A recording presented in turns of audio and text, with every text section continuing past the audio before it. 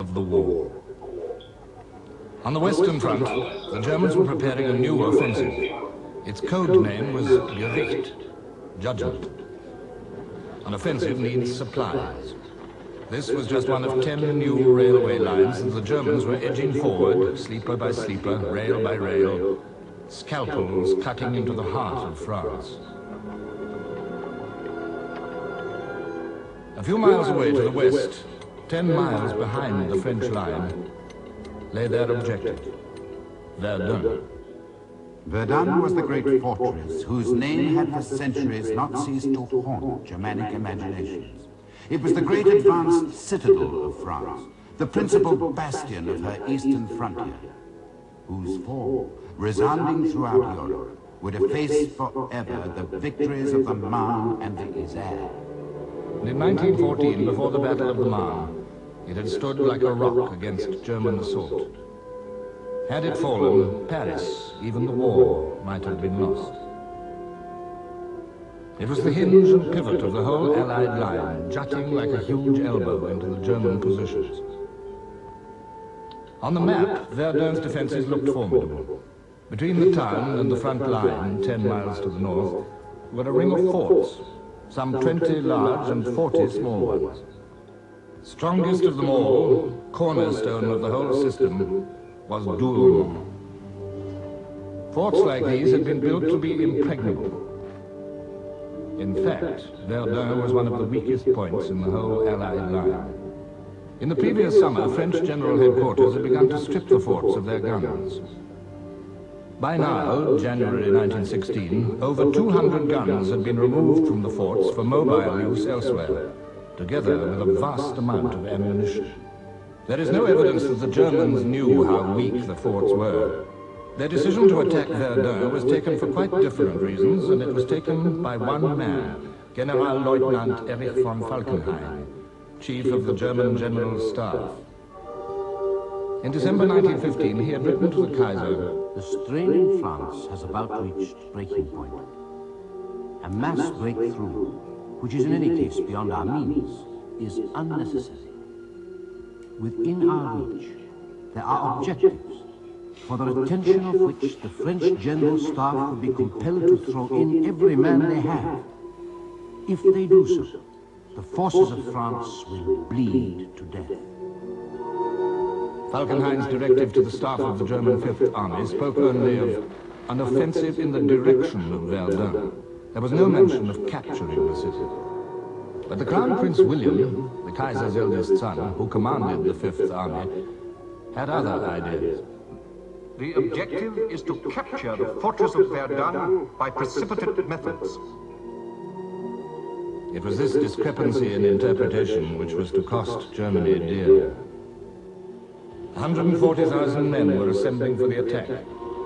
Entire villages behind the lines were evacuated to make room for them. Most impressive of all were the guns that were to do the bleeding white. The guns came from as far away as Russia and the Balkans. Siege mortars, naval guns, quick-firing guns, field guns, mine throwers, 1,200 guns in all. And to supply this fearsome armory, 1,300 munition trains, 2.5 million shells. With the greatest secrecy, the build-up continued through the damp days of January. On the other side of the lines, alarm at the state of Verdun's defenses had at last penetrated to general headquarters at Chantilly. And the French Minister of War, General Gallieni, wrote to the Commander-in-Chief, "Reports have come to me indicating that in the Verdun region, the line of trenches appears not to have been completed. Should the enemy break through, not only would your responsibility be involved, but also that of the entire government." Joffre replied, "Nothing justifies the fears which you express in your dispatch." German planes patrolled the forward area in strength, waiting to pounce on any French reconnaissance planes.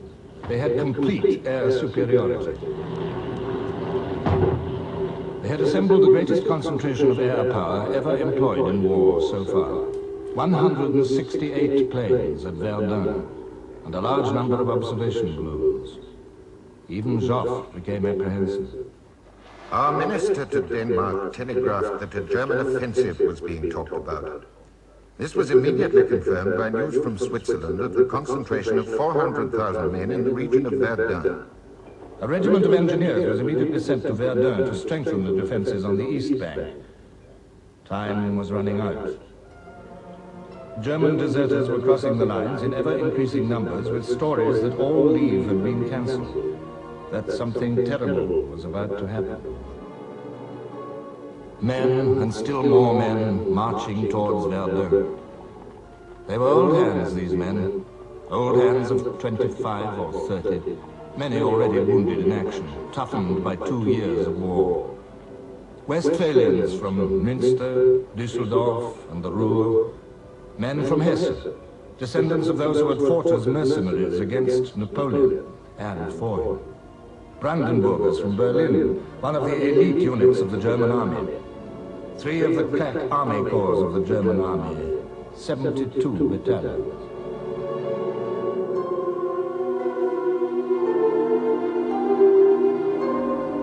Their wait was a fearful one. On February the 11th, the day before the attack, Verdun's treacherous climate came to the aid of the French. The attack was postponed. It gave the French a little time to improve their defenses, to settle in 2 new divisions that had just arrived. These men, like the Germans, were veterans, young men grown old before their time. Poilus, the French public called them, the hairy ones. It was a nickname they disliked. Few of them fought any longer for such noble aims as the recovery of Alsace and Lorraine. They fought for the remaining land of France. And so they waited. 34 battalions of them, 30,000 men. Ill-prepared, outnumbered by over 2 to 1, and by much more in guns. The hour is near. In our wood, the front trenches will be taken in the first minutes. My poor battalion, spared until now. The dawn, February the 21st. 20 miles behind the German lines, a Krupp's 15-inch naval gun raised its barrel from its camouflage netting.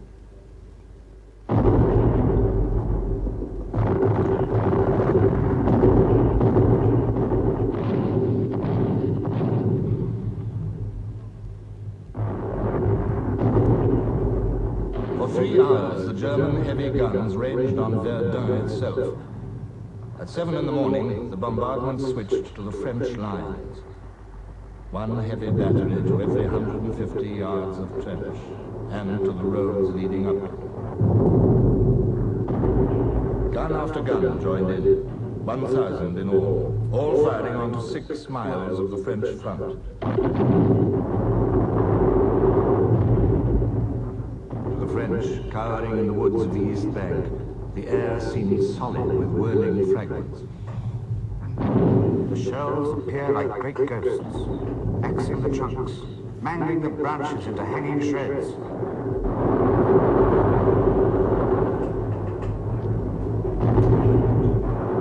The crude iron of the shells shattered into huge ragged chunks that sometimes 2 men would be unable to lift. Men were squashed, cut in 2, or divided from top to bottom, blown into showers, bellies turned inside out and scattered anyhow, skulls forced bodily into the chest, as if by a blow with a club. Here and there in the front line were a few men who by chance escaped. In all our minds we had the same thought, that everyone to right and left had been killed. A German airman reported, "It's done. We can pass. There's nothing living anymore." A young Hessian scribbled the last note to his mother. There's going to be a battle here, the likes of which the world has never seen.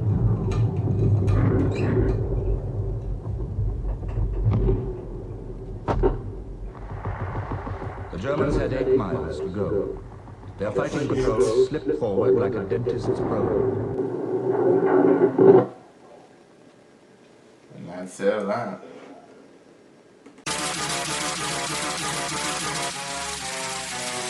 Trapping.